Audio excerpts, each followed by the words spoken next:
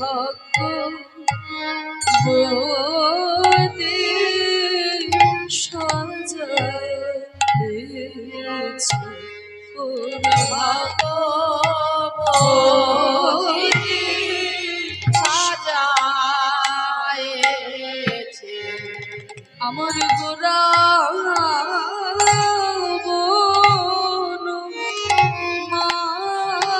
মালিক কোন ভাগ্য বোধে সাজাইছে ওই গোরা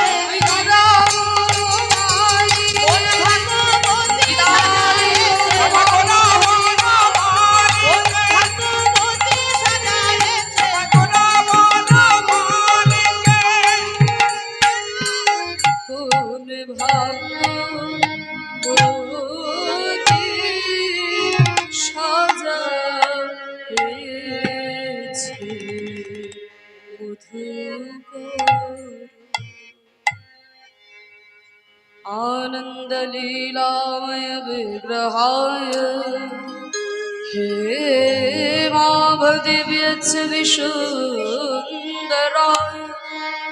तस्मै महाप्रेमरसप्रदाय चैतन्यचन्द्राय नमो नमः। চৈতন্যচন্দ্রায় নমস্তে। জানতে উপস্থিত সকল গৌরানুরাগী কৃষ্ণ ভক্তবৃন্দের শ্রীচরণে আমার কোটি কোটি দণ্ডবত প্রণাম। নিতাই গৌর হরি বল। হরি বল হরি বল হরি বল। আজকে আপনাদের এই লাভপুর গ্রামে বিরামতলা মন্দির প্রাঙ্গণে বিরাম মন্দির প্রাঙ্গণে এই যে ভুবন মঙ্গল হরিনাম সংকীর্তনের আয়োজন করা হয়েছে শুভ রাস পূর্ণিমা উপলক্ষে। তা এই হরিনাম সংকীর্তনে ভক্ত একদিকে ভগবান একদিকে, আজকে আমরা ভক্ত ভগবান দুজনকে কাছে পেয়েছি। সেইখানে গৌরগোবিন্দের কথারস আস্বাদন এ আমার বহু জন্মের সৌভাগ্য। নিতাই গৌর হরি বল। যার কথা তিনি শুনছেন মহাপ্রভুর কৃপায়, রাধা গোবিন্দের কৃপায়, এবং আপনাদের চরণ ধুলিতে এই অঙ্গনটি যেন আজকে মধুর বৃন্দাবনে পরিণত হয়েছে। নিতাই গৌর হরি বল। ভাবনিধি আমার গৌর সুন্দর, যার অন্তে কৃষ্ণর বাহিরে গৌরাঙ্গ, ভাবরসে গড়া আমার গৌরাঙ্গ তনু, যার বাহিরে গৌরাঙ্গ আর ভিতরেতে কানু। রাধা কৃষ্ণ একই আত্মা, দুই দেহ ধরি অনন্যে বিলাস রস আস্বাদন করি। সেই দুই তনু এবে চৈতন্য গোসাই, লীলারস আস্বাদিতে দোহে হইলে এক ঠাই। রাধা এবং কৃষ্ণ একই আত্মা, পৃথক নয়। সেই দুটি দেহ এক হয়ে, দুটি দেহ মিলিত হয়ে সোনার বরণ গৌর হয়ে এসেছেন আমাদের সোনার নদিয়ায়। তা সেই চৈতন্য মহাপ্রভুর রূপের বর্ণনা আমরা প্রথমে আস্বাদন করব, তারপরে লীলায় আমরা শ্রীকৃষ্ণের রূপ বর্ণনা আস্বাদন করব। আজকে আমাদের বিষয়বস্তু। তাই মহাপ্রভুর গৌরচন্দ্রিকা আস্বাদন না করে তো আমাদের লীলা আস্বাদন করা যায় না। তা দেখুন, চৈতন্য মহাপ্রভু সম্পর্কে যে শ্লোকটি গাইলাম প্রথমেই, এটি হচ্ছে চৈতন্য মহাপ্রভুর প্রণাম মন্ত্র। হ্যাঁ, ডক্টর প্রবোধানন্দ সরস্বতীপাদ তার চৈতন্য চন্দ্রামৃত গ্রন্থে এই শ্লোকটি তিনি লিখেছেন, চৈতন্য মহাপ্রভুর প্রণাম মন্ত্র। তা যখন কোনো দেবতা বা দেবীর প্রণাম মন্ত্র গাওয়া হয়, তার রূপ গুণ স্মরণ করে কিন্তু তাকে প্রণাম করা হয়। হ্যাঁ, কোনো দেবতা বা দেবী বা মহাপুরুষ যারই প্রণাম মন্ত্র বলা হয় না কেন, রূপ গুণ স্মরণ করে তাকে প্রণাম করা হয়। তা দেখুন, চৈতন্য মহাপ্রভুর প্রণাম মন্ত্রে কি বলছে? আনন্দ লীলাময় বিগ্রহায়। মহাপ্রভু হচ্ছেন আনন্দময় এবং লীলাময়। এই দুটো কথাই কিন্তু বিরাট বড় ব্যাপার, একটু ভালো করে আমাদের বুঝে নিতে হবে। মহাপ্রভু হচ্ছেন আনন্দময়। কোন আনন্দ? কেমন আনন্দ? কি রকম আনন্দ? মহাপ্রভুর স্বরূপ ব্যাখ্যায় বর্ণনায় যে বলা হচ্ছে তিনি হচ্ছেন আনন্দময়। তাহলে আনন্দ কাকে বলে? আনন্দ কত রকমের হয়? বলছে বাবা, যত রকমের মানুষ আছে তত রকমের আনন্দ হয়, তাই না? এক একটা মানুষের কাছে আনন্দের ব্যাখ্যা কিন্তু এক এক রকম, সবার কাছে তার আনন্দ একরকম নয়। এই যে দেখুন, আমি কীর্তন গান গাইছি, কীর্তন করে আমার আনন্দ হচ্ছে, এটা হচ্ছে আমার আনন্দ। আরেকজন কেউ আছে যার হয়তো হিন্দি গান করে আনন্দ হয়, আবার কেউ আছে যার আধুনিক গান গাইলে আনন্দ হয়, আবার কেউ ক্লাসিক্যাল গান গাইলে তার আনন্দ হয়। তাহলে একই গানের আনন্দ এক এক মানুষের কাছে এক এক রকম। তাহলে পৃথিবীতে যত রকমের মানুষ আছে তত রকমের আনন্দ আছে। তা সব রকমের আনন্দকে বিচার বিবেচনা করে শ্রীমদ্ ভাগবতে আনন্দকে 3 ভাগে ভাগ করা হয়েছে। হ্যাঁ, 3টি ভাগে ভাগ করা হয়েছে। একটু উদাহরণ দিয়ে আপনাদের বললে বুঝতে সুবিধা হবে। এই যে আপনারা সারাদিন ধরে আজকে কীর্তন শ্রবণ করছেন, একজন ভক্ত শুধু আজকে বলে নয়, এই যে উত্থান একাদশী গেল বা যে কোনো একাদশীতে তিনি একাদশী ব্রত পালন করেন, একজন ভক্ত সারাদিন ব্যাপী ভাগবত পাঠ করেন। হ্যাঁ, তারপরে হরিনাম সংকীর্তন করে বিকেলবেলায় আবার নগর কীর্তনে বেরোন, কীর্তন করার পরে আবার সন্ধ্যাবেলায় এসে ভাগবত পাঠ করছে, আবার সারা রাত্রিব্যাপী হরিনাম সংকীর্তন করছে। তা খায়নি কিন্তু, সারাদিন উপোস করে আছে। একাদশী ব্রত করে উপোস করে সারাদিন হরিনাম করছে, কীর্তন করছে, শ্রীখোল বাজাচ্ছে। লোকটাকে জিজ্ঞাসা করছেন, আর কি ভাই সারাদিন তুমি না খেয়ে না দিয়ে কি হরি হরি বলে বেড়াচ্ছ? লোকটাকে জিজ্ঞাসা করবেন, এতে তুমি কি পাও? বলবে, দেখবেন ভাই এই হরিনামে যে কি আনন্দ, এটা আমি তোমাকে কি করে বলে বোঝাবো, তাই না? এই হরিনামের মধ্যে যে কি আনন্দ, এটা আমি তোমাকে তো বলে বোঝাতে পারবো না। তাহলে ওই লোকটার কাছে আনন্দটা একরকম। আর একটা লোক আছে যার গীতা ভাগবত পাঠেও মতি নেই, হ্যাঁ, হরিনাম সংকীর্তনেরও ধার ধারে না, এই গ্রামে মাইক বাজলেও ধারে কাছে একবার যায় না। সে কিন্তু খুব কষ্ট করে অনেক টাকা পয়সার জোগাড় করেছে, টাকা পয়সার মালিক হয়েছে, কোটি কোটি টাকা তার ব্যাংকের ব্যালেন্স, বিরাট বড় একটা বাড়ি করেছে, সব থেকে দামি তার বিছানা, সব থেকে দামি বিছানার খাট চাদর, সব থেকে দামি দামি আসবাবপত্র, বাড়ির সামনে 4-5টা গাড়ি দাঁড় করানো থাকে, এসি ঘরে থাকে, এসি গাড়িতে চড়ে, সোনা দানা সারাদিন গায়ে পরে বসে থাকে। লোকটাকে জিজ্ঞাসা করে, কি ভাই সারাদিন তুমি এই টাকা পয়সা ধন সম্পত্তি আর এসি গাড়ি এসি বাড়ি নিয়ে পড়ে আছো, এর বাইরে তো জীবনে তোমার কিছুই নাই, কি পাও এই করে তুমি? লোকটাকে জিজ্ঞাসা করবেন, বলবেন ভাই এতেই তো আমার আনন্দ। তাহলে ওই লোকটার কাছে আনন্দটা একরকম। আবার একটা লোক আছে যার গীতা ভাগবত পাঠেও মতি নেই, আবার টাকা পয়সা ধন সম্পত্তি নিয়েও তার কোনো মাথা ব্যথা নেই, একটা বোতল পেলেই নর্দমার ধারে চলে যায়।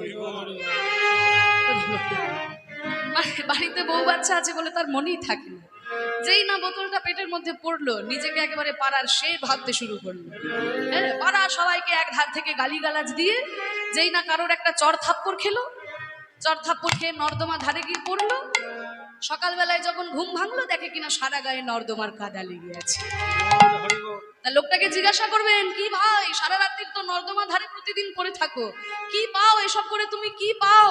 লোকটাকে জিজ্ঞাসা করবেন, বলে ভাই ওই বোতলে যে কি আনন্দ আমি তোমাকে কি করে বোঝাবো। হরি বল, হরি বল। তাহলে ওই লোকটার কাছে আনন্দটা একরকম। তাহলে দেখুন এই 3 রকমের মানুষের উদাহরণ দিলাম, 3 রকমের মানুষের কাছে আনন্দ একরকম।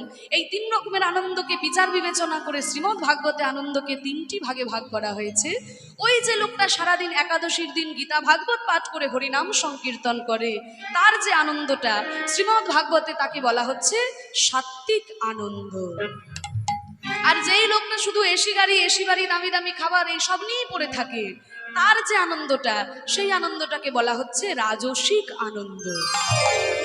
আর যেই লোকটার কোনো কিছুই দরকার হয় না, একটা বোতল নিয়ে দিব্যি তার সুখের দিন চলে যাচ্ছে, তার যে আনন্দটা সেই আনন্দকে বলা হয় তামসিক আনন্দ।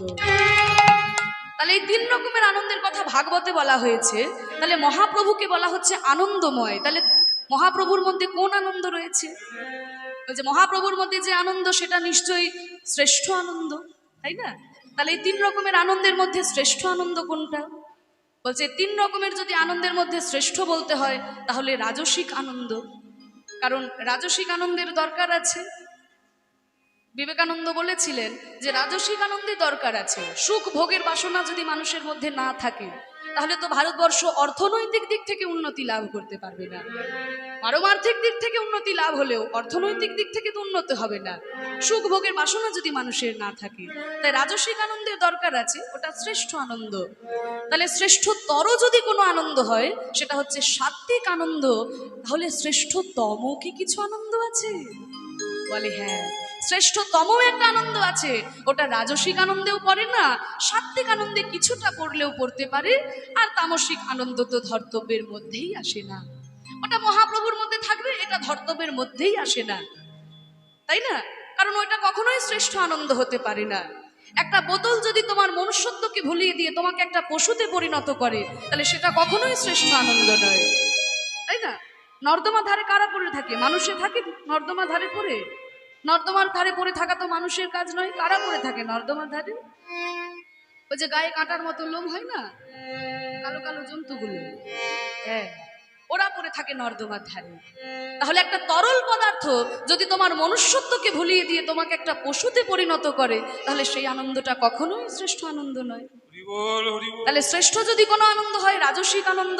মহাপ্রভুর মধ্যে একেবারেই ছিল না তা কিন্তু আমরা বলতে পারি না বাবা, কারণ নবদ্বীপে যখন আমরা মহাপ্রভুকে দেখেছি, আমরা দেখেছি পদাবলীর মধ্যে লোচন দাস বলেছেন না, ধবল পাটের জোর পড়েছে রাঙা রাঙা পার দিয়েছে, ধবল পাটের জোর পড়েছে রাঙা রাঙা পার দিয়েছে, ধবল পাটের জোর পড়েছে রাঙা রাঙা পার ওই দিয়েছে ধবল পাটি জোর পড়েছে রাঙা রাঙা পার ওই দিয়েছে চরণ উপর দুলে গেছে কোচা গো চরণ পর দুলে গেছে কোচা গো হলুদ রঙের পাটের ধুতি পরেছে তার সঙ্গে আবার লাল রঙের পাড় আর সেই কোচা দোলাতে দোলাতে মহাপ্রভু নেচে যাচ্ছে নবদ্বীপে আর কি রয়েছে অঙ্গে মাকমল সোনার নূপুর বেজে যেছে মধুর মধুর বল পায়ে সোনা নুপুর বেজে গেছে মধুর মধুর মাকমল সোনার নূপুর বেজে যেছে মধুর মধুর বল সোনার নুপুর বেজে গেছে মধুর মধুর মাকমল সোনার নূপুর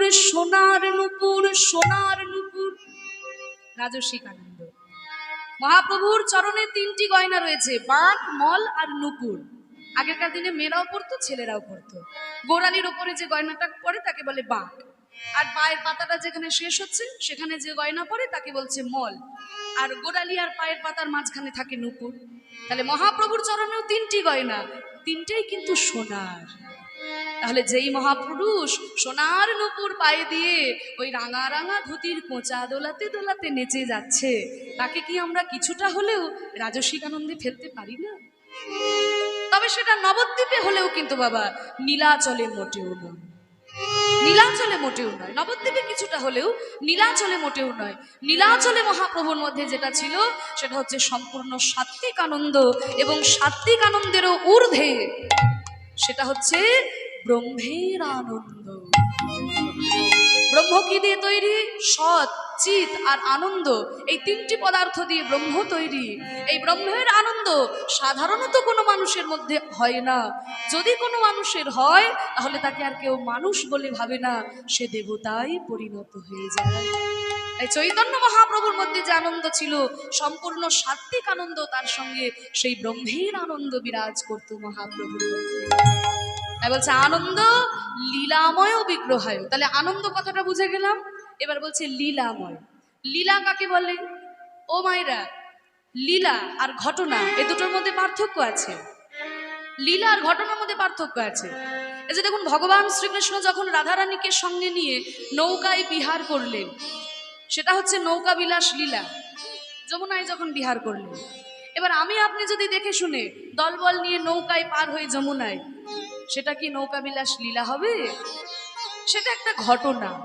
তাই না তাহলে ভগবান শ্রীকৃষ্ণ করেছেন লীলা আমরা করলে ঘটনা কেন কারণ আমাদের জীবনের যে ঘটনা সেগুলো মায়ার ছলনায় মায়ার ইঙ্গিতে ঘটে আর ভগবানের ইচ্ছা শক্তির দ্বারা যেগুলো ঘটে সেগুলো হচ্ছে লীলা তাই তো চৈতন্য চরিতামৃতে বলেছে না কৃষ্ণ সূর্য সম মায়া হলো অন্ধকার যাহা কৃষ্ণ তাহা নাই মায়ার অধিকার যেখানে কৃষ্ণ সেখানে মায়া থাকতে পারে না আমাদের ঘটনাগুলো মায়ার দ্বারা পরিচালিত হয় তাই সেগুলো ঘটনা আর ভগবানের ইচ্ছা শক্তির দ্বারা যেগুলো ঘটে সেগুলো হলো লীলা মহাপ্রভুর জীবনের যে ঘটনা সেগুলো ভগবানের ইচ্ছা শক্তির দ্বারা ঘটেছিল তাই তার জীবনের ঘটনাগুলো লীলা তাই আনন্দ লীলাময় বিগ্রহায় এটা হলো স্বরূপ এবার আসছে রূপের কথায় তাকে দেখতে কেমন হেম আভ হেম মানে সোনা আভ মানে আভা তাহলে সোনার আভা দিয়ে যেন তার অঙ্গকান্তি তৈরি হয়েছে হেম আভ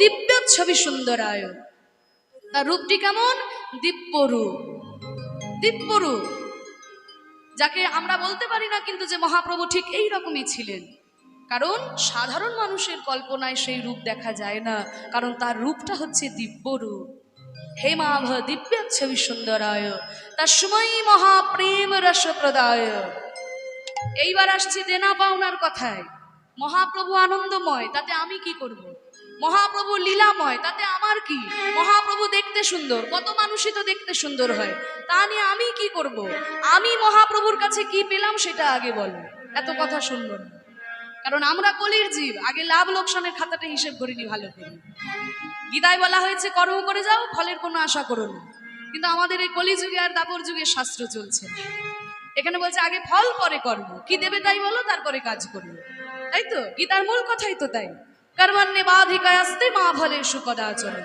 কর্ম করে যাও ফলের কোনো আশা করো না আমরা কি তাই করি এই যে আপনাদের এখানে কীর্তনের অনুষ্ঠান হচ্ছে 2 দিন 3 দিন ধরে কি সুন্দর সাজিয়েছে লাইট আলারা এসেছে মাইকালা প্যান্ডেল আলা এরা কি কেউ বলেছে যে আমরা 2 দিনের অনুষ্ঠান যা হয় চালিয়ে দেব তোমরা যা পারো দিও কেউ বলেছে?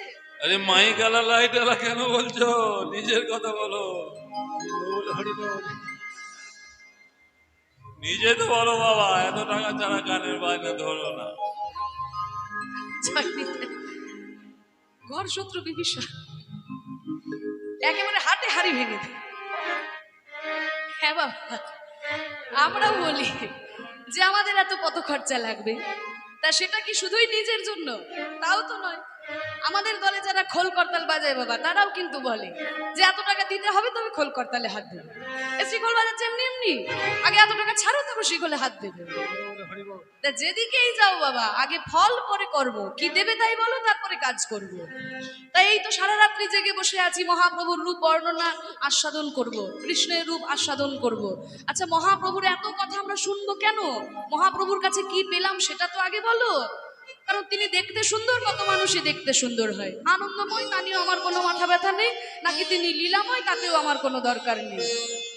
বলছে শোনো, চৈতন্য মহাপ্রভু আমাদেরকে যা দিয়েছেন এর আগে কোনো মহাপুরুষ আমাদেরকে তা দেয় নাই। কি দিয়েছেন? তস্मै মহাপ্রেম রস প্রদায়।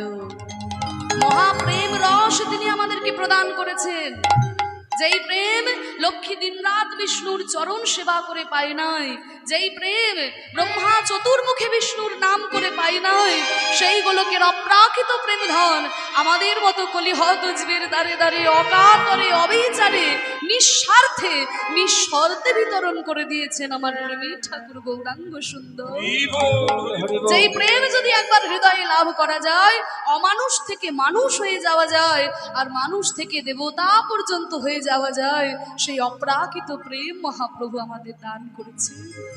তাই বলছে তস্मै মহাপ্রেম রস প্রদায় চৈতন্য চন্দ্রায় নমো নমস্তে। সেই চৈতন্য মহাপ্রভুকে বারবার প্রণাম জানাই, যিনি আমাদের মাঝখানে অবতীর্ণ হয়ে সেই গোলকের প্রেম ধনকে আমাদের মাঝখানে বিতরণ করেছেন। তাই তো বিশ্বকবি রবীন্দ্রনাথ ঠাকুর বলেছেন না, তাই তোমার আনন্দ আমার পর, তুমি তাই এসেছো নিচে, আমায় নইলে ত্রিভুবনেশ্বর তোমার প্রেম হতো যে মিছে, তাই তোমার আনন্দ আমার পর, তুমি তাই এসেছো নিচে, আমায় নইলে ত্রিভুবনেশ্বর তোমার প্রেম হতো যে মিছে।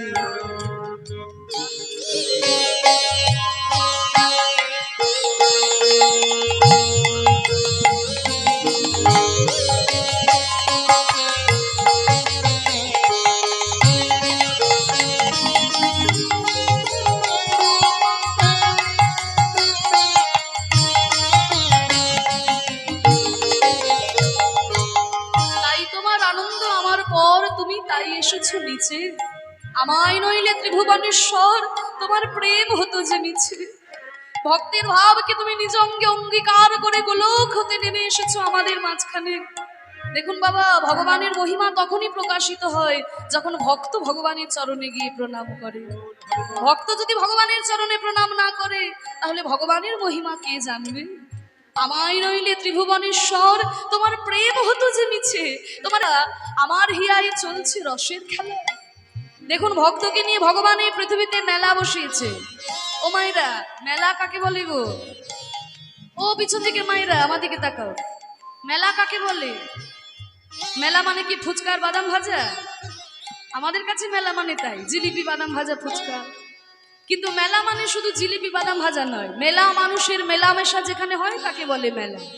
জিলিপি বাদাম ভাজা আসে তো মানুষ আসে বলে, মানুষ যদি না আসে তাহলে কি জিলিপি বাদাম ভাজা আসবে? তাহলে মেলা মানুষের মেলামেশা যেখানে হয় তাকে বলে মেলা। তা দেখুন, ভক্তকে নিয়ে ভগবান এই পৃথিবীতে মেলা বসিয়েছে। আমার হিয়ায় চলছে রসের খেলা।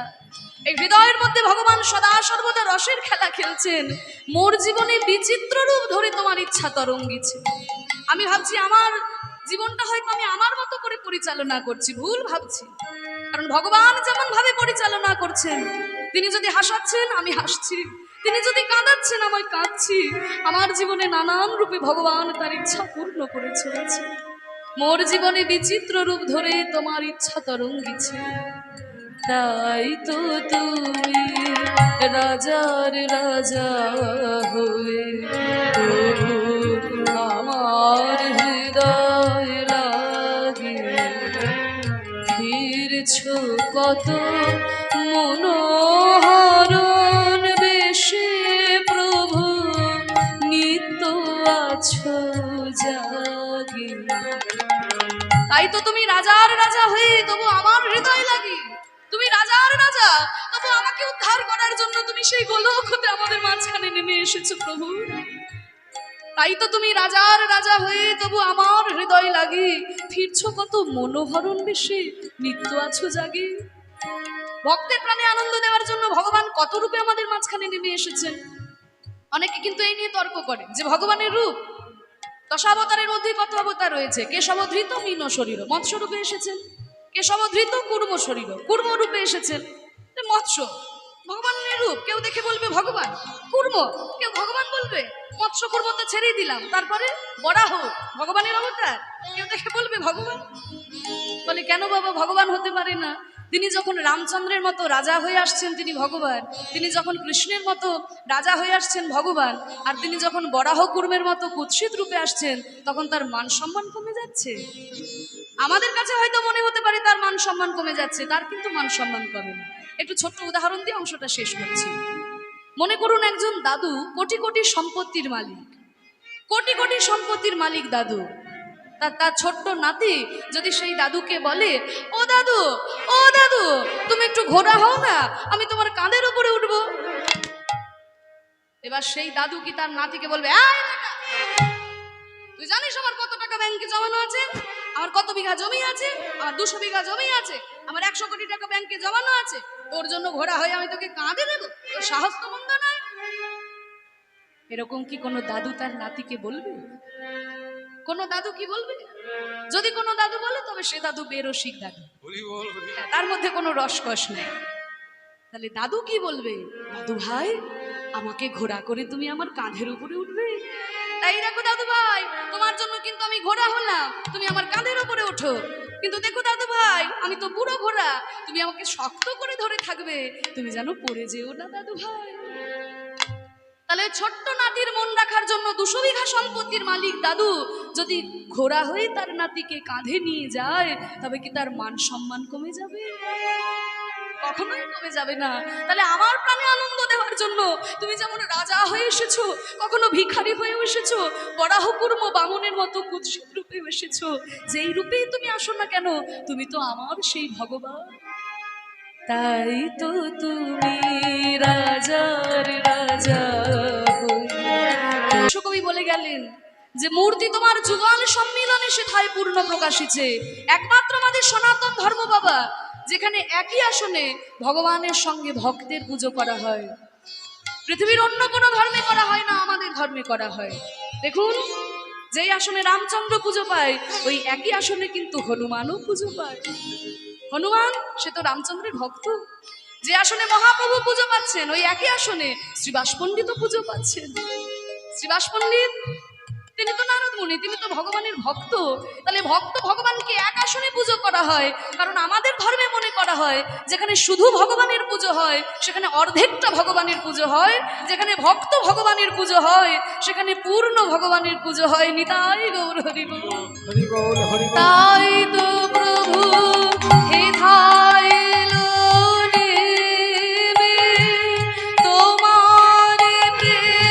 ভক্ত প্রাণের প্রেমে মূর্তি তোমার যুগল সম্মিলনে সেথায় পূর্ণ প্রকাশিছে।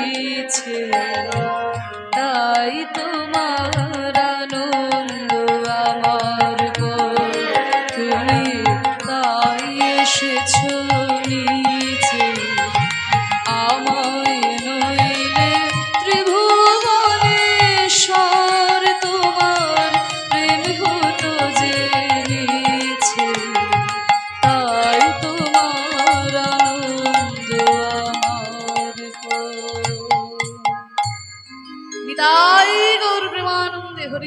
হরিবোল হরিবোল।